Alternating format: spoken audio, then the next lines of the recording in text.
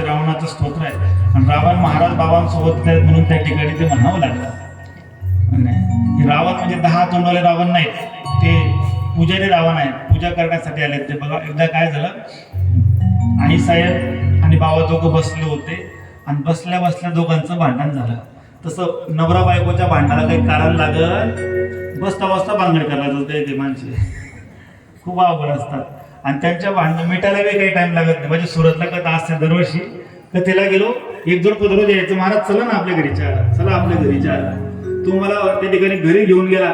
घरी गेल्यानंतर ते त्याचं घर म्हणजे सुरतला काही मोठे मोठे घर नसतात, लहान असतात. त्याचं घर 3ऱ्या मजल्यावर. चढता चढता जाम झालो. म्हणजे महाराज दरवाजा ठोका. म्हणलं का रे घर तुझा दरवाजा मला ठोकायला लावतोय. म्हणजे महाराज आमना घर मुक्का सप्ता बसायचे म्हणे, मुक्का सप्ता. अवघड आहे बुवा. दरवाजा ठोकला, दरवाजा उघडला, मधून भवानी कालिकाचं रूप एकच सारखं होतं. म्हटलं हे कोण आहे? म्हणजे आमनं गिरे की अवघड. मध्ये गेलो, बसलो. एका बाजूला बाई बसली, एका बाजूला माणूस बसला. दोघं एकमेकांशी बोलत नाही. मी दोघांकडे पाहायचो. किचनकडे देखा जो आधी चहा ठेवते बुवा, आधी आणते, काही तयार नाही, बोलायलाच तयार नाही. शेवटी माणसाने सुरुवात केली. माणूस म्हणू लागला, महाराज हो महाराज. म्हणतं काय? चहा तिथे म्हणतो काय आशय ते मस्त अनुभव एक घरी घरी. म्हटलं बाबा मला चहा ठेवायला सांगतोय, माझे सगळे सॉफ्टवेअर हँग झाले, माझं कुठलंच काही काम करत नव्हतं. काय करावं बुवा?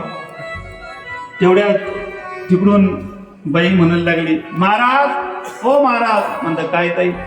गरमा साखर नाही म्हणतं. मला गाव सांगता येईल साखर नाही बुवा असं. माझं डोकंच काम करत नव्हतं. तेवढ्यात माणूस तिकडून बोलला लागला, महाराज हो महाराज. म्हणजे काय काका? मागला आठवडा 15 किलो जागराणी म्हणतो. बाई त्याच्या डोक्यावरची होती. बाई म्हणे महाराज हो महाराज. म्हणजे काय ताई? दैताईमध्ये मोठा बॉम्ब फोडी. बाई असं दाखला बॉम्ब नाही फोडते. बाई म्हणे महाराज हो महाराज. म्हणजे काय ताई? तू दररोज ना डमरा वगैरे म्हणतो. काय आवड झालं बुवा, चहा बोलून इथंच घेत आहे. त्यांना म्हटलं तुम्ही त्यांची चहा सोडली घरी. आपल्या कथेला व्यासपीठावर बसलो. दुसऱ्या दिवशी दोघं आरती करायला पुढे. दोघं भागवत होतं. श्री भागवत भगवान की है आरती, पापियों को पाप से आरती करायला दोघं जण आले. माझं चित्तच लागत नव्हतं. म्हटलं तू वरती. आता तर आपल्या सारखे वर येत नव्हते, खालून आरती करत होते. त्याला म्हटलं वर ये. आणि महाराज आरती करू दे. म्हटलं आरती राहू दे, तू वर ये.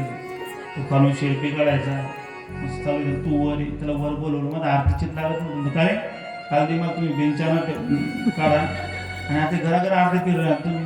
म्हणे महाराज आम्ही रात मग राष्ट्रपती शिवसेना आहेत फटाके चांगले आहे का? नाही तुम्ही नाही होती त्याचा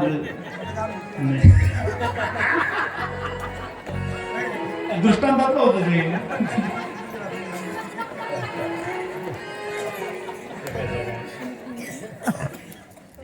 दृष्टांतातलं होते.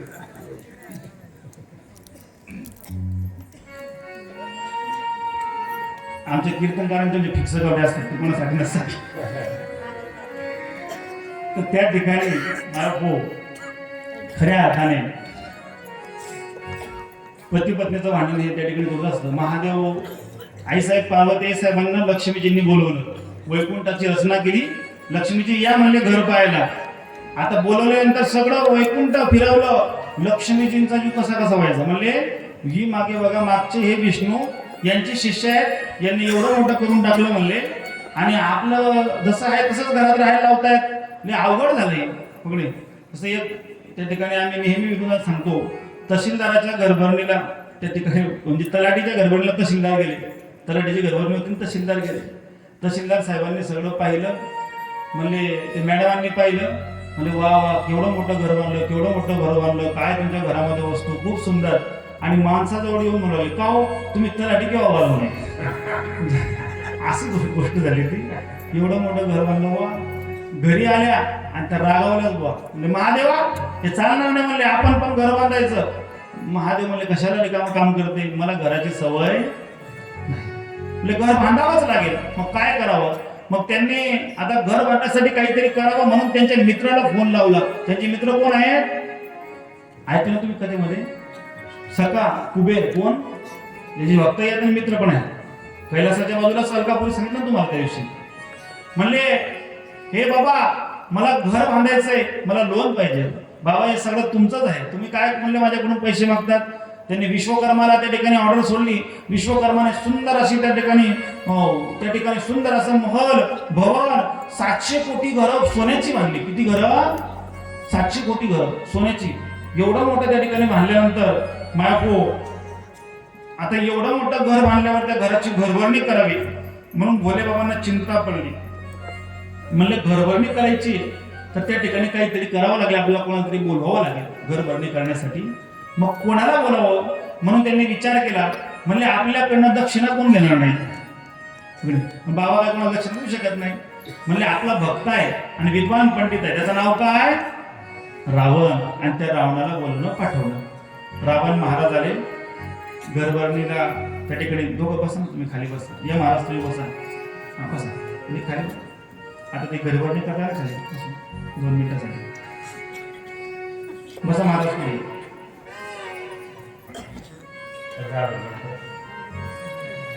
भूदेवांनी त्या ठिकाणी भूदेव आहेत त्यांनी पूजेला सुरुवात केली. येता सांग सगळी पूजा झाली. आणि पूजा झाल्यानंतर त्या ठिकाणी पूजा झाल्यानंतर जेव्हा रावण महाराजांनी सांगितलं की पूजा आता पूर्ण झाली, त्यांच्याकडनं संकल्प वगैरे सोडून घेतला. त्यावेळेस आई साहेब म्हणू लागल्या, म्हणले अहो ब्राह्मण आहेत ते, काहीतरी त्यांना दक्षिणा द्या. महादेव म्हणले नाही दिली तरी काही हरकत नाही. म्हणजे नाही देऊन टाका, ब्राह्मणाचं ठेवायचं नसतं, देऊन टाका म्हणले. देऊन टाका. आणि मग भोले बाबा म्हणू लागले, म्हणले रावणा तुला काही हवं आहे का, काही हवं असेल तर मागून घे. रावण म्हणे प्रभू तुम्ही माझे गुरु आहात, तुम्ही माझे आप्त आहात, तुम्ही माझे त्या ठिकाणी माझ्यापेक्षा श्रेष्ठ आहात, तुमच्याकडनं काय घ्यावं, मी नाही तुमच्याकडनं काही घे. असं करू नको रावणा, तुला काय हवं असेल ते मागवून घे, माग रावणा तुला काय हवंय. त्यावेळेस मात्र रावण म्हणले खरंच द्याल महादेवा. म्हणले हो खरंच देईल. खरंच द्याल. म्हणले हो खरंच देईल. रावण उठून उभे राहिले. तुम्ही पण उभे राहता. उभे राहिले आणि असं घराकडे पाहू लागले इकडे तिकडे. वा वा वा, बाबाने बनवलं पण काय महाल बनवला म्हणलं सुंदर. याला राव महाल, काय सुंदर महाल आहे. काय ते सोन्याचे घर, काय ते खांब.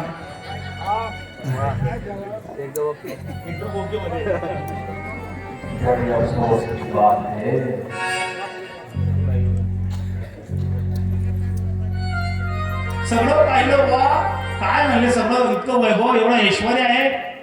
म्हणले आता हे आईने ओळखलं. महिला मंडळाला कळतं कोणता माणूस कसा आहे. खरं सांगू का, माणसं घोडे असतात, माणसांना माणसं ओळखता येत नाही, पण बाया बरोबर ओळखतात. ते बरोबर सांगतात तुम्ही एम मेथड फिरू नका, आवतो तू पटाकरी सांगता ये. बाया सांगतात बरोबर, बायांना कळतं, माणसांना कळत नाही. माणसं घोडे असतात, ते कोणालाही त्या ठिकाणी सहज लाईटली जवळ करून येतात. पण कधी कधी बायांचं ऐकावं, अशा गोष्टी ऐकायला हरकत नाही. मग त्या ठिकाणी म्हणले आता भोलेबाबांना हात दाबला. म्हणले बाबा आता जास्त विनंती करू नका, याच मला काही खरं दिसत नाही, याची नजर आपल्या घरावर दिसते. नाही आता बाबा माणसं एवढं घोडे असतात, आता जोपर्यंत नाही म्हणतो तोपर्यंत स्वतःहून नाही नाही मागावंच लागेल, रावणा तुला मागावंच लागेल, माग काय हवंय, माग माग माग. रावण जवळ आले, बाबा खरंच द्या. म्हणजे हो बाबा खरंच, बघा बरं. नाही म्हणणार नाही, म्हणले नाही. म्हणलं घ्या पाणी हातामध्ये. पाणी दिलं, सुरू झालं मग आत्मना पुराण होतं, स्मृती पत्य होतं, सगळं त्या ठिकाणी संकल्प सोडला पाण्याचा आणि सांगितलं बाबा बाबा आपने जो महल बनवाया है आपको तो कोई महल का काम आता नहीं, आप तो महलों में रहते नहीं, आप तो किसी चोटी पर जाकर कैलाश पर बैठने वाले हो, एक काम करो बाबा ये महल मेरे नाम पर कर दो. टाळ्या वाजवा सगळ्यांनी बापूसाठी.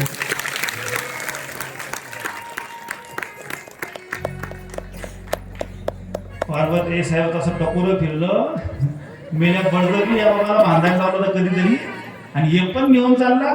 थांब तू बघ म्हणले, तू माझं घर, माझा महल, माझी लंका घेऊन चालला ना, माझी लंका तू घेऊन चालला ना, एक काम कर, याच बाबाला नाही एकदा तुझी लंका जडायला लावली तर माझं नाव सांगणार नाही.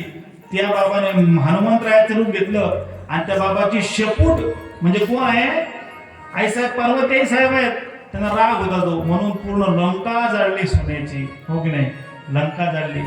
असं त्या ठिकाणी म्हणून सांगू का बापू, कधीही कोणाचं सुद्धा त्या ठिकाणी बापू असलेलं हक्काचं कोणी त्या ठिकाणी घेऊ नये त्या ठिकाणी बापू. आणि असं त्या ठिकाणी जो जळल्याशिवाय राहत नाही इतकं त्या ठिकाणी पाळावं. शिवपुराण कथेमध्ये खूप सुंदर सुंदर बोध आपल्याला ऐकायला मिळतात आणि घ्यायलाच हवेत. जीवनामध्ये आहे तरी काय बापू, सुंदर अशी कथा या ठिकाणी झाली. या ठिकाणी पुढच्या महादेव पार्वती. गुरु साक्षात परब्रह्म तस्मै श्री गुरवे नमः. महादेव महादेव महादेवेति यो वदेत्, एकेन मुक्तिमाप्नोति द्वाभ्यां शंभोरुणी भवेत्. बहुत सुंदर. गए 7 दिन से अब भगवान शंकर की कथा सुन रहे हैं. भगवान शंकर का एक नाम है आशुतोष. आशु का अर्थ होता है जल्दी प्रसन्न होने वाला देवता. और आप लोग भगवान शंकर की जब कृपा होती है तब शिव पुराण सुनने का अवसर प्राप्त होता है. तो आप जितने भी है ना, सब भगवान की कृपा प्राप्त लोग हैं. तब जाके भागवत सुन लेते हैं आदमी, लेकिन शिव पुराण अत्यंत कठिन है. 7 दिन तो मैंने नहीं सुनी कथा, लेकिन आज सार रूप सुन रहा था. अत्यंत सार रूप में भगवान की कथा. आप लोगों ने ध्यान नहीं दिया है. आप बोले महाराज क्या क्या ध्यान दे, सब दिन भर घर का ही ध्यान देते देते. मैंने एक मंत्र कहा, महादेव महादेव महादेवेति यो वदेत्. लिखा है जो महादेव महादेव बोलता है ना, आप बोलते हो क्या? महादेव नहीं बोलते आप लोग, बोलते हो? अरे एक बार तो बोलो महादेव. लिखा है जो बोलता है महादेव महादेव एकेन मुक्ति मापनोति, एक बार बोल दो मुक्ति प्राप्त हो जाएगी. नहीं तो हमको क्या लेना ना देना आपसे, लेकिन भगवान का नाम लेते हैं तो मुक्ति प्राप्त होती. मुक्ति का पता है, जो इच्छा कर वो, उसको कहते मुक्ति.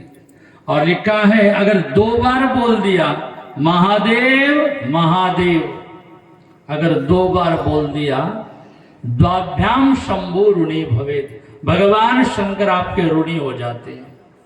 इसलिए जीवन में भगवान का जितना नाम लो.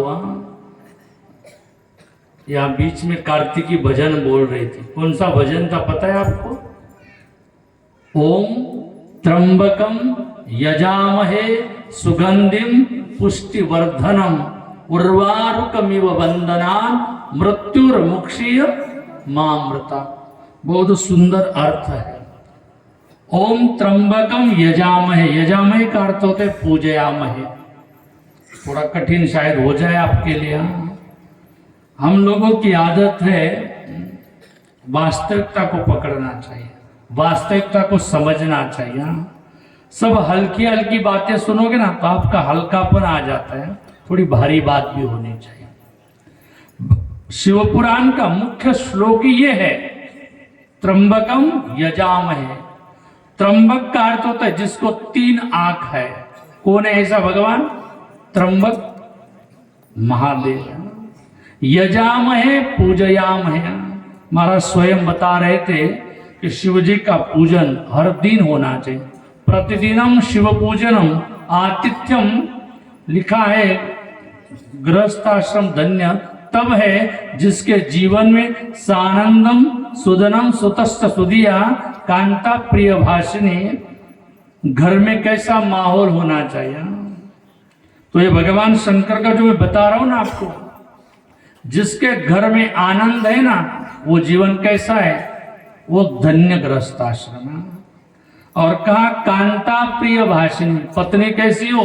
प्रिय बोलने वाली हो। आप सबको पता है कैसी बीवी बोलती है या पति कैसा बोलता है, कथा में बताने की जरूरत नहीं। तो जिस परमात्मा का पूजन करने के लिए कहा जा रहा है वह परमात्मा है त्र्यंबकम यजामहे सुगंधिम पुष्टिवर्धनम। हमारे जीवन में वो परमात्मा ऐसी वस्तु प्रदान करे जिससे हमारी सुगंध, हम जहां भी जाए ना लोग बोले।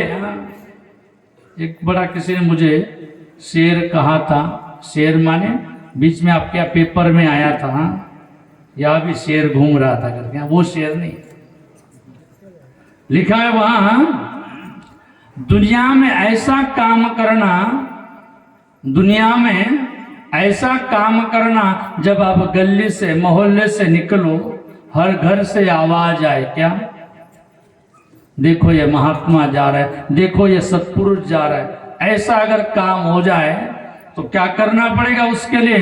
तो भगवान का पूजन करना पड़ेगा, तब जाके आपके जीवन में सुगंधी आएगी। बहुत से लोग तो मनुष्य के पास मरने के बाद तो बहुत भीड़ होती है। एक आदमी ने मरते हुए लिखा है, अरे जब मैं मरूंगा तो तुम बहुत मुझे देखने के लिए आओगे, अरे जिंदा हूं तब आ जाना। मरने के बाद मेरे नाम से बहुत सा क्या है, सत्कर्म करते हो, लेकिन जब जिंदा हूं तब सत्कर्म कर। मरने के बाद तो बहुत रोएंगे, लेकिन बोले जीते जी मेरे लिए क्या है, एक बार आके मिल तो सही। इसलिए जीवन में सुगंधितता कब होगी? जब भगवान शंकर का पूजन होगा। उर्वारुकमिव बंधनात्, एक फल है जब वो पक जाता है ना, डंठल से अपने आप अलग हो जाता है। हे भगवान शंकर, जब हम भी ये शरीर में पक जाए, वृद्धावस्था आ जाए, बुढ़ापा आ जाए ना, कैसे गिरूं, कैसे अलग हो जाऊं? बोले जिस प्रकार वो फल बेल से अलग होता है पता नहीं लगता है, वैसे संसार की इहलोक की यात्रा में ऐसे समाप्त करूं पता ही नहीं लगे। इस प्रकार से सुंदर त्र्यंबकम यजामहे का अर्थ मैंने आपको समझाया। अर्थ तो बहुत दिव्य है, लेकिन हम लोग भी हमारे जीवन में कोई ना कोई नियम लेना चाहिए। कोई गुरु मंत्र ले लिया। एक जगह मैंने कहा, यहाँ की बात तो नहीं है क्योंकि यहाँ तो मैं पहली बार आया हूँ, बराबर है ना? कब पहले आया था कभी? हाँ, पहली बार आया हूँ। तो यहाँ की बात है नहीं, हरियाणा की बात है, क्योंकि हरियाणा वाले यहाँ सुनने के लिए नहीं है ना। हम लोग का ऐसा ही होता है महात्माओं का, वहाँ की बात यहाँ और यहाँ की बात ऐसा नहीं है, खाली वहाँ की बात यहाँ बताता हूँ। एक माई आई और बोलने लगी, स्वामी जी मुझे गुरु करना है। हमने कहा 60 साल की बुढ़िया हो गई है, अब तक गुरु नहीं किया? बोले नहीं महाराज, 26 गुरु हो गई, 27वां नंबर आपका है। मुझे तो समझ में नहीं आ रहा था। मैंने कहा मतलब? बोले जैसे गुरु करती हो, गुरु पूर्णिमा से पहले गुरु जी की पुण्यतिथि हो जाती है। राम राम। मैंने कहा मुझे दामनगांव जाना है। राम राम। मैंने कहा बम्बई जाना है, बहुत सी कथाएं करना भी बाकी है, यहाँ कई मंदिरों की स्थापना करना बाकी है। मैंने कहा माई कल बढ़िया एकादशी है, कल तुम सुबह आ जाना। अरे आप समझ नहीं रहे, मैं रात को ही वहां से निकल आया तब आपको दिखाई पड़ रहा हो, नहीं तो न जाने 27वें गुरु के चक्कर में पुण्यतिथि हो जाए। जीवन में जरूर किसी महात्मा के शरण में भगवान शंकराचार्य ने बड़ी सुंदर बात लिखी है, दुर्लभम त्रय में एक देवानुग्रह हेतुकम मनुष्यत्व मुमुक्षत्व महापुरुष संश्रया। मनुष्य जन्म मिला है, सब मनुष्य है ना, यहाँ कोई गाय भैंस तो नहीं ना, सब मनुष्य है, निश्चित मनुष्य। हाँ, तो कहा कि परमात्मा को प्राप्त करने के लिए 3 चीजें दुर्लभ है, उसमें प्रथम चीज है मनुष्य जन्म, हम लोगों को मिल गया, जो दुर्लभ है, देवताओं को भी नहीं मिलता है। दूसरी बात कही मुमुक्षता, मुक्त होने की इच्छा, तो हम लोगों को भी यहाँ आए हैं, हम महाराज से शिव पुराण सुन रहे, इसका अर्थ क्या है, मुक्त होने की इच्छा है। किससे मुक्त होना है, फिर विषय लंबा हो जाएगा, लेकिन मुक्त होना चाहते।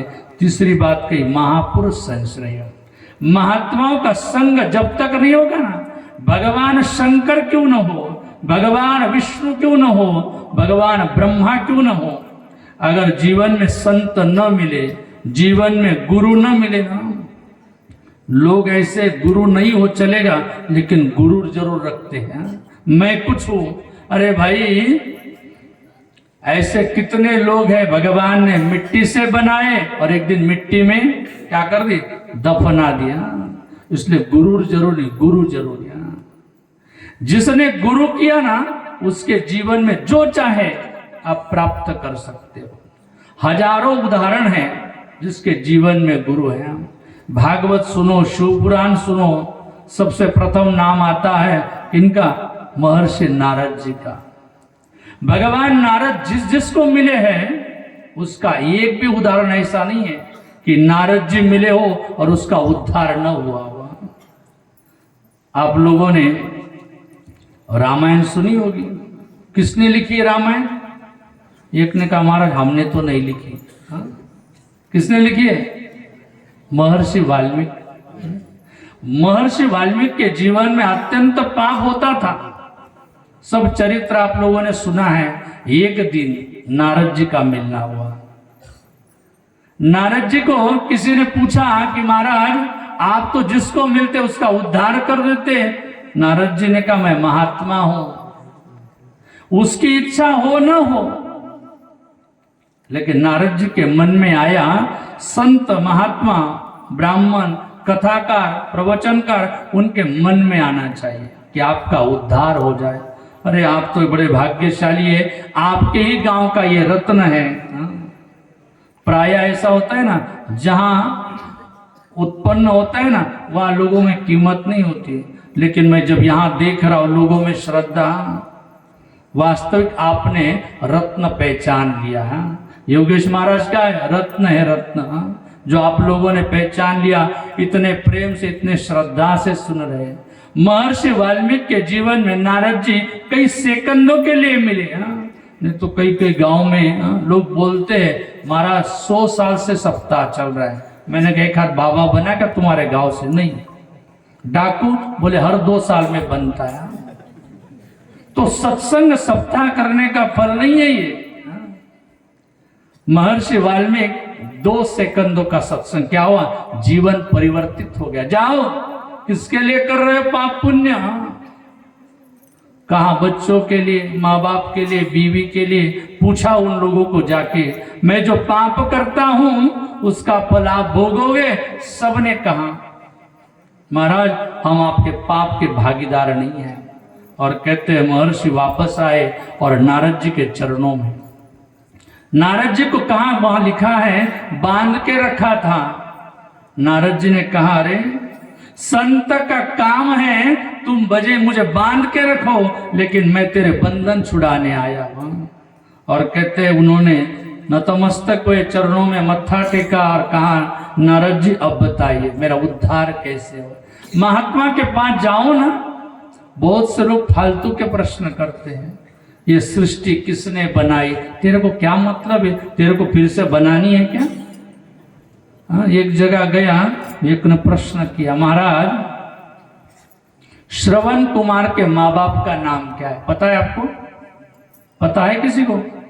हर गांव में जो महात्मा जाए परेशान हो गया। जो भी नया नया महात्मा आता था, गांव वालों ने प्रश्न किया महाराज श्रवण कुमार के माँ बाप का नाम। हमारे जैसे कोई महात्मा जिसके गुरुजी बड़े तपस्वी थे, उन्होंने कहा बेटा सत्संग करना चाहिए गांव गांव जाके। और जो महात्मा का शिष्य था वो गांव में गया, और गांव में गया तो बहुत से दूसरे महात्माओं ने कहा था अरे उस गांव में नहीं जाना, उस गांव में प्रश्न पूछते हैं और उसका जवाब हम दे नहीं पाते हैं। महात्मा गए गांव में और उस गांव में उस आदमी ने प्रश्न किया, महाराज छोटा सा प्रश्न है। महाराज ने कहा पूछो क्या प्रश्न है। प्रश्न वही था, क्या श्रवण कुमार के माँ बाप का नाम क्या है। मैं बोल रहा हूं समझ तो रहे ना आप लोग, हाँ, नहीं तो हम बोलते रहो और आप सोते रहो, वो भी ठीक नहीं है। महात्मा ने कहा इतना ही प्रश्न है। बोले हाँ। बोले कितने साल हो गए। प्रश्न का जवाब नहीं मिला। बोले महाराज 40 साल हो गए, मेरी उम्र 80 हो गई, लेकिन क्या नहीं मिला, प्रश्न का उत्तर नहीं। छोटा सा महात्मा था, महात्मा ने कहा महाराज माँ का नाम है शुद्धमती और बाप का नाम है कमलाकर। 40 साल का प्रश्न का जवाब नहीं मिला तो आनंद होना चाहिए था, खुश होना चाहिए था, लेकिन खुश नहीं हुआ क्योंकि प्रश्न निरर्थक था। अरे श्रवण कुमार के माँ बाप का नाम क्या, उससे कोई मतलब नहीं है, लेकिन मेरा उद्धार कैसे हो जाए। महात्मा के पास जाओ ना, गीता में लिखा है तद्विद्धि प्रणिपातेन परिप्रश्नेन सेवया उपदेक्षन्ति ते ज्ञान ज्ञानिना तत्वदर्शिना। तत्वदर्शी महापुरुष होना चाहिए, उस तत्व को जानने वाला होना चाहिए। कई कई गांवों में जाते तो लोग बोलते महाराज कुछ तो आंकड़ा बताओ। आंकड़ा है क्या आपके यहाँ? मैंने कहा पूरा वाकड़ा हो गया फिर आंकड़ा पूछता है, जीवन बर्बाद हो गए तो भी आंकड़ा। महात्मा ने गाली दिया, जा हरामी उधर ही। उसने शब्दों की रचना लिखी और बोले हरामी का अर्थ इतना, महा का अर्थ इतना। बोले 13 नंबर है, 13 नंबर लगाया और क्या पैसा मिल गया उसको। बोला बाबा जी तो सिद्ध है, फालतूगिरी में नहीं पढ़ना, पूछना है क्या महाराज मेरा कल्याण कैसे हो, महाराज मेरे जीवन में सुख कहां से आए, तो महात्मा के पास जाना ठीक है। इसलिए जीवन में गुरु करिए, जीवन में मंत्र लीजिए। और उस मंत्र का अर्थ पता है आपको? क्या मंत्र जप रहे आजकल आप लोग? ओम नमः, क्या अर्थ है भाई इसका? श्री शिवाय नमस्तुभ्यम। अर्थ क्या है? श्री कृष्ण शरणम मम, क्या अर्थ है? मैं श्री कृष्ण के शरण में हूं, का श्री कृष्ण मेरी शरण में। ओम नमः शिवाय का अर्थ भी यही है। शिवाय चतुरंत है, उसको किसको? शिव जी को मैं प्रणाम करता हूं, यही अर्थ है। लिखा है मननात् त्रायति मंत्र, मंत्र जिसका तारण करता है।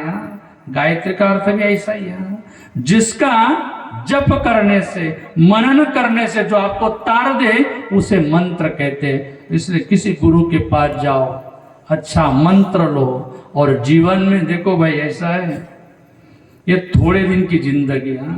किसी ने कहा बोले जिंदगी ऐसी है आइसक्रीम की तरह, कुल्फी की तरह, खाओ तो भी वेस्ट, नहीं खाओ तो भी। इसलिए बढ़िया खा के आनंद लो ना फिर। भगवान की कथा सुनो, बढ़िया नाम जप सुनो, बढ़िया संतों की सेवा सत्कर्म करो। थोड़े दिन की जिंदगी। ये तो ऐसा हो जाता है बूढ़े लोगों के पास जाके बैठो। हम लोग जाते पूछते बूढ़े लोगों को, महाराज पता नहीं लगता कब जिंदगी चली गया। इसलिए बहुत आप लोग भाग्यशाली है कि शिव पुराण सुन रहे, और कल भगवान की प्रतिष्ठा आपके गांव में होने जा रहे हैं। जब इस गांव का इतिहास लिखा जाएगा उस इतिहास में आप लोगों का भी नाम होगा। अरे 2023 में शिव पुराण की कथा हुई थी, परम श्रद्धेय योगेश जी महाराज थे, माउली महाराज थे, भागवत महाराज थे, और उस समय हम भी थे। और हम लोगों के सामने क्या है? भगवान की प्रतिष्ठा, इतिहास लिखा जाएगा। नहीं तो ऐसे कितने लोग हैं जन्म कब लेते हैं और कब मर जाते पता भी। इसलिए जीवन में किसी अच्छे महात्मा को मिलो, उससे मंत्र लो। फालतू के चक्कर में नहीं पड़ना। कोई ऐसे प्रश्न नहीं पूछना जिससे जीवन में महात्मा निकल जाए। महात्मा के पास जाओ तो महात्मा से प्रार्थना करो। ऐसा लिखा है एक जगह पे, महात्मा में भी अगर आपने दोष बुद्धि देख लिया, ऐसे दोष का परिहार नहीं है। इसलिए प्राय हो सके तो महात्माओं के पास जाओ मत। जाओ नहीं तो फिर कल्याण कैसा, फिर जाना है तो श्रद्धा से जाओ। लिखा है श्रद्धया दीयते लक्षण, श्रद्धा से किया हुआ सत्कर्म ही आपके साथ जाता है, वही सत्कर्म फल देता है। इसलिए आप लोगों को पुनः धन्यवाद देता हुआ, क्योंकि कथा बहुत सुंदर सुंदर आपको सुना रहे हैं। और मैं जहां तक समझ रहा ना, आप बराबर वो कथा समझ रहे हैं। समझाने वाले भी सुंदर है, समझने वाले भी सुंदर है, जो विषय है वो भी अत्यंत सुंदर है। तो भगवान शंकर से ही प्रार्थना है, पार्वती माता से यही प्रार्थना है कि आप लोगों के जीवन में भी एक छोटी सी बात बता के अपना वाणी को पूर्ण विराम दूंगा। बहुत से जगहों में, घरों में झगड़ा होता है आजकल। होता है क्या झगड़ा आपके यहाँ भी? आप हाँ बोलो ना बोलो, झगड़ा तो होता है। ऐसा कोई घर नहीं है। लेकिन प्रायः आपके यहाँ मंदिर होता है ना, तो उसमें लक्ष्मी नारायण कितने होते हैं? एक की दो? एक ही होता है, बराबर ना? दो लक्ष्मी नारायण नहीं होते। हम लोगों के बच्चों का अगर विवाह हो जाए तो बच्चा क्या है? लक्ष्मी नारायण है। और आप क्या समझते हैं? हम भी लक्ष्मी नारायण हैं। तो एक मंदिर में दो रहते नहीं। इसलिए वो आने वाली लक्ष्मी बोलती है अपना अलग हो जाते हैं। तो क्या करना चाहिए? तो कहा माँ बाप को शिव पार्वती बन जाना चाहिए। जब घर में लक्ष्मी नारायण आ जाए तो माँ बाप क्या बन जाए? शिव पार्वती। शिव पार्वती क्या करते हैं? चाबी रखते नहीं अपने पास, किसको दे देते हैं? लक्ष्मी को। और शिव जी क्या करते हैं? अपना सब अधिकार नारायण को दे देते। तो झगड़े की जड़ क्या है फिर? चाबियां है। लेकिन महाराज लोग ऐसे हैं, चाहते तो हैं कि घर में झगड़ा न हुआ। शिव जी के परिवार में कभी झगड़ा नहीं है। इसलिए हम लोग भी शिव जी की तरह, जिनके बच्चों की शादी हो जाए ना, वो क्या बने? शिव पार्वती बन जाए। शिव पार्वती करते क्या है? बोले महाराज आप पहले दिन सुनी होगी कथा, पार्वती माता शिव जी के पास जाके बैठती है, अपना बैंक बैलेंस कितना है ऐसा पूछती है। क्या पूछती है? महाराज मुझे राम की कथा सुनाइए, महाराज मुझे कृष्ण की कथा सुना। पति पत्नी दोनों बड़े प्रेम से। जब भगवान का भजन करोगे तो जीवन में कोई कलह नहीं होगा। इस प्रकार से पुनः भगवान शंकर से, भगवान विठ्ठलनाथ से प्रार्थना है कि आपके जीवन में भी वो स्थिति प्राप्त हो, वो आनंद प्राप्त हो जो शिव जी के जीवन में, जो माता पार्वती के जीवन में, जो हनुमान जी के जीवन में, जो संतों के जीवन में, वही आपको प्राप्त हो। इसी बात के साथ अपनी वाणी को पूर्ण विराम। हरिओम तत्सत। हरिओम हरि।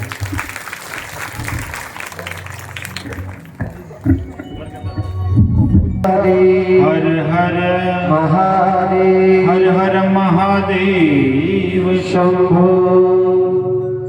बहुत सुंदर बात की स्वामी जी ने, उनका बहुत ही साधुवाद था। उनके लिए और जोर से तालियां बजाए। बघा किती सुंदर योगाला आपल्याला स्वामीजींचे अनमोल वचन ऐकायला मिळाले। उद्या सकाळी प्राणप्रतिष्ठा सोहळा आहे। सगळ्यांच्या मनामध्ये एक मोठा प्रश्न आहे, नारळांचं काय करायचं? एखादा नारळ संकल्पासाठी असेल तुमचा की मला हे प्राप्त व्हावं, ते प्राप्त होतो, घरातच ठेवा। आणि हे जे आपले यज्ञाचे नारळ आहेत, हे नारळ उद्या सोबत आणायचे आहेत। हा यज्ञ झाल्यावर शेवटी ब्राह्मण मंडळींच्या हातून त्याची आहुती आपण त्या ठिकाणी करणार आहोत। कापूरही सोबत आणा, नारळही सोबत आणा। ज्यांना शक्य असेल त्यांनी साजूक तूप यथाशक्ती आणा ते यज्ञामध्ये टाकण्यासाठी। आपल्या प्रत्येकाचं घरचं नारळ जेव्हा ते यज्ञात जाईल त्यावेळेस आपल्या प्रत्येकातल्या घरातले दोष, माझी इच्छा तीच आहे की आपल्या धामणगावमध्ये कुठले दोष राहू नये। आपला मोठा गाठीशी अनुभव आहे की आपण एकदा भागवत केल्यावर आपल्या गावात 2-3 वर्षापर्यंत कुठलं संकट आलं नव्हतं। आणि आज सुद्धा मी महादेवांकडे तीच मागणी करणार आहे की माझ्या धामणगावातला प्रत्येक परिवारातला प्रत्येक कुटुंब, प्रत्येक माझी माय, प्रत्येक माझा दादा, भाऊ आणि सगळेच जण इतके आनंदित राहूत, कुठलाही कलह होऊ नये, कुठेही त्या ठिकाणी घरामध्ये भांडणं राहू नये। कोणाला त्या ठिकाणी दुसरा असा आजार होऊ नये, सगळेजण सुखी राहावे, सर्वत्र सुखीना संतु सर्वे संतु निरामया, हीच मागणी त्या ठिकाणी आपण महादेवांकडे करणार आहोत. आणि मला तरी वाटतं दोष घरातले जातील तेव्हा जातील, पहिले मनातले दोष काढून टाका, घरातले दोष आपोआप चालले जातील. कारण आपल्या घरातल्या दोषांपेक्षा मनातले दोष अधिक आहेत आणि मनातले दोष काढण्यासाठीच हे शिवपुराण होतं. आपण सगळ्यांनी खूप सुंदर पद्धतीने श्रवण केलं. मला खूप आभार आहे तुमचा सगळ्यांचा. परत सांगेल तुम्हाला 11 डिसेंबर ते 18 डिसेंबर त्या ठिकाणी पाचोरा येथे लक्ष्मी माता वारकरी शिक्षण संस्था आपल्या संस्थेचा महिला राज्यस्तरीय महिला सप्ताह त्या ठिकाणी आहे. त्या सप्ताहाला सुद्धा ज्यांना ज्यांना शक्य होईल त्यांनी भेट द्या, ज्यांना थांबता आलं त्यांनी थांबा आणि सप्ताहाला भेट द्यायची. परत 1 जानेवारीपासून आपल्या गावचं देखील सप्ताह सुरू होत आहे. उद्या आज सकाळी ज्यांच्याकडे अन्नदान होतं ते म्हणजे त्या ठिकाणी विजय बाजीराव पाटील विजूआप्पांकडे, आणि संध्याकाळी अन्नदान होतं रमेश दौलत पाटील यांच्याकडे. उद्या सगळ्या गावाला अन्नदान राहणार आहे. त्या ठिकाणी सुभाष गजमल पाटील त्यांच्यासाठी जोरदार टाळ्या वाजवायच्या आहेत आणि त्यांच्याकडचं अन्नदान आहे. अन्नदानासाठी बाजार त्यांनी करून दिलाय, पण कार्यक्रम आपल्या सगळ्या गावाचा आहे म्हणून आपण सगळ्यांनी मिळून उद्या कोणीही शेतात जाणार नाही. नाहीतर असं करू नका, स्वयंपाक करा काम मी सकाळी मॉर्निंग जो तू बोलले जेवण टाइमची लागू, असं अजिबात करायचं नाही. हा कार्यक्रम काही परत परत होणार नाही. उद्याच्या दिवशी कोणीच कुठे जाऊ नका. आपले स्वयंपाकी तर आहेच, संतू मामा आहे, नाना आहे, पकाबा आहे, हे 3 जण त्या ठिकाणी ते करणार आहेत, पण त्यांना आपलं सगळ्यांचं त्या ठिकाणी सहकार्य अतिशय गरजेचं आहे. सकाळी 9 वाजेपर्यंत आपण सगळ्यांनी इथं यायचंय. 10:30 पर्यंत आपली मूर्ती प्रतिष्ठा होईल. 10:30 ते 11:30 आपला काल्याचं कीर्तन आणि त्यानंतर आपलं त्या ठिकाणी भोजनाधिकाला सुरुवात होईल. बोला. आजूबाजू वणी बोदगाव त्या ठिकाणी वेल्हाणं खोडदडला सांगून दे तुम्ही, सगळ्या आजूबाजूच्या सगळ्या गावांना त्या ठिकाणी जेवणाचं आमंत्रण त्या ठिकाणी आहे. अतिशय भक्तिमय आणि आनंदाचं वातावरण आज आपल्या धामणगाव पंचक्रोशीच्या मध्ये झालेलं आहे. इथे उपस्थित योगीजी महाराज, परमेश्वरानंद गिरीजी महाराज व आपल्या सगळ्या माझ्या माता भगिनी, सगळे माझे ज्येष्ठ श्रेष्ठ मान्यवर.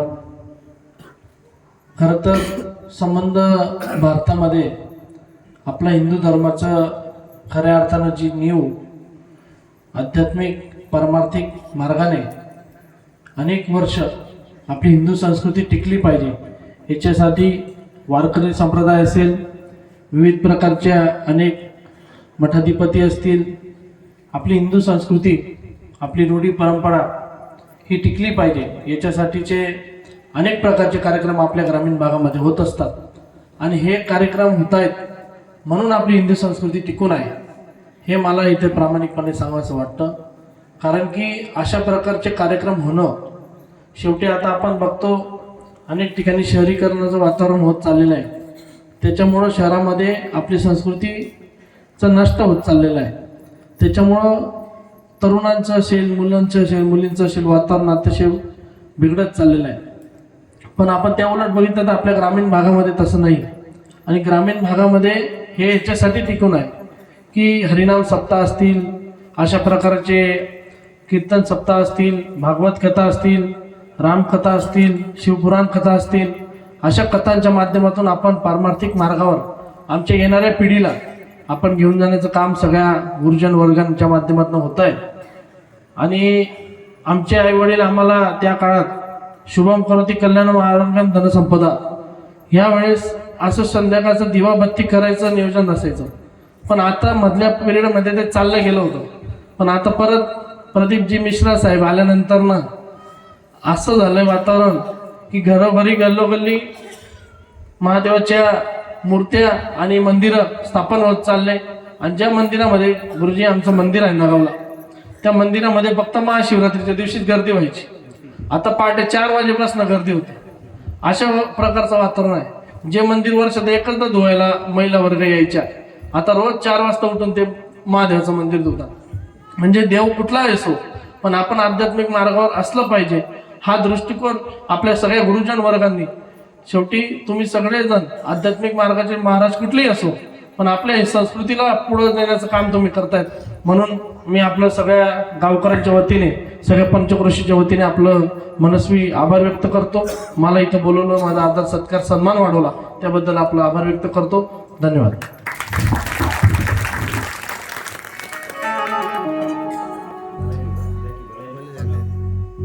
धन्यवाद रामदादा.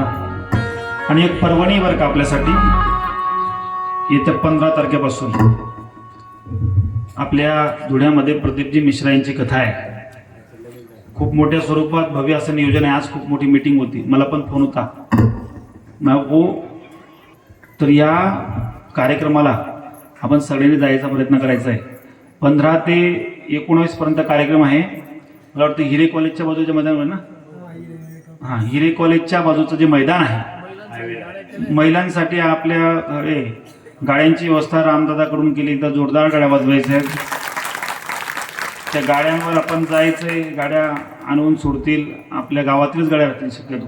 5 दिवस कथा आहे. त्यामुळे आता असं तरी आपलं जाणं होत नाही. आता इकडे आपल्या धुळ्याला आले, पुढच्या महिन्यामध्ये परत आमच्या तिकडे जळगावला पण मोठं नियोजन चौधरी समाजाने त्या ठिकाणी केलं आहे. आणि या इकडे पण आपलं खूप सुंदर नियोजन आहे. तर त्या अनुषंगाने आपल्या जवळ ती कथा होत आहे. लांब लांब जाऊन तुम्ही कथा श्रवण करतात, तर इथं सुद्धा त्या ठिकाणी प्रदीपजी मिश्रांची कथा श्रवण करण्यासाठी आपल्यासाठी खूप मोठी पर्वणी आहे. त्यामुळे आपण सगळ्यांनी ती कथा श्रवण करण्यासाठी जायला हवं, आवर्जून लाभ घ्यायला हवा. ज्या सगळ्या मंडळींचं तिथं मेहनत आहे, मला माहिती आहे खूप लोकांचं त्या ठिकाणी सहकार्य आहे, त्या सगळ्यांसाठी जोरदार टाळ्या वाजवायच्या आहेत नको, कारण त्यांच्या सगळ्यांमुळे मिश्राजींची कथा आपल्याला आपल्या परिसरामध्ये ऐकायला मिळत आहे. खूप खूप धन्यवाद. मला माहिती आहे तुम्ही सगळेच जण त्या कथा श्रवणासाठी जाल. वेळ दुपारी 1 ते 4 कधीची वेळ आहे. म्हणजे इथून 11 वाजता गाड्या निघत जातील. 11 वाजता गाड्या निघतील म्हणजे आपण त्या ठिकाणी 12 पर्यंत पोहोचू आणि पंडालमध्ये जाऊन पोहोचू. असं 1 ते 4 सुंदर असा दुपारचा टाइम आहे. सगळ्यांनी कथा श्रवणासाठी जायचंय. आपल्या कथेसाठी काही मंडळींनी आज परत त्या ठिकाणी देणगी दिली आहे. श्रीराम गुरुजी 200 रुपये, आधार यशवंत पाटील 120 रुपये, दगडू लहू पाटील 200 रुपये, सुभाष गिरमल 1100 रुपये, संदेश नाना 200 रुपये, रमेश सुकलाल 200 रुपये, महेश बारू 200 रुपये. आमच्या माई आत्यांनी त्यांच्या वडिलांची म्हणजे यशवंत पाटील यांची त्या ठिकाणी उद्या पुण्यतिथी आहे. त्या पुण्यतिथीनिमित्त आजच त्यांनी त्या ठिकाणी त्या शिवपुराण कथेनिमित्तानं त्यांचं कीर्तन करायचा विचार होता, परंतु त्या निमित्तानं 500 रुपये दिले. सगळ्यांनी जोरदार टाळ्या वाजवायचे. त्यानंतर सोनू कौतिक पाटील यांनी 100 रुपये, सुनंदाबाई रमेश वाणी 100 रुपये, विनोद विठ्ठल 101 रुपये, मनोज बाबूराव 500 रुपये, महादू पुंजू 200 रुपये, प्रवीण भीमराव 201, भानुदास कौतिक पाटील यांच्या मेवटी यांच्याकडनं 100 रुपये, रत्नाबाई निंबा पाटील 200 रुपये, युधिष्ठिर भीमराव 100 रुपये, बाबूराव सुखदेव 200 रुपये, रुपेश भाऊसाहेब पाटील 200 रुपये, भागवत सुरेश पाटील 151, चंद्रकांत दिनकर देवरे 201, दिलीप मधुकर 101, सुरेश अर्जुन 200 रुपये, पुंडलिक रामभाऊ 100 रुपये, चंद्रभान ओंकार 200 रुपये, बापू साहेबराव मोतीरामच्या समोर 100 रुपये, शरद साहेबराव 100 रुपये, अशोक लोटन 100 रुपये, पांडुरंग लोटन 100 रुपये आणि वैकुंठवासी आमचे चोळमान अण्णा पाटील याच्या स्मरणार्थ 201 रुपये आहेत. त्यांचे खूप खूप धन्यवाद. सगळ्यांनी एकदा या सगळ्या दात्यांसाठी जोरदार टाळ्या वाजवायच्या आहेत.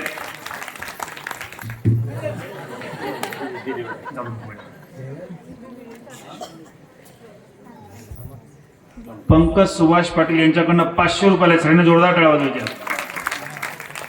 शेरपत नको श्रीपत म्हणणार. खरं तर या गुणजन मंडळींचं जे त्या ठिकाणी आपल्याला त्यांनी 7 दिवस आपल्याकडे एवढं सहकार्य केलं, त्यांचीच दक्षिणा आपल्याला द्यायची होती. आमचे भिलाजी भाऊ बघा आज आलेत ते कथेला, त्यांचा हात फ्रॅक्चर झाला पण तरी कथेला येऊन बसले. जीवनकडनं सुद्धा 200 रुपये. आमचे दादाजी यांची सुद्धा प्रकृती देवाने लवकरात लवकर बरी करू अशी मी पांडुरंगाकडे प्रार्थना करेल. असं सगळेच जण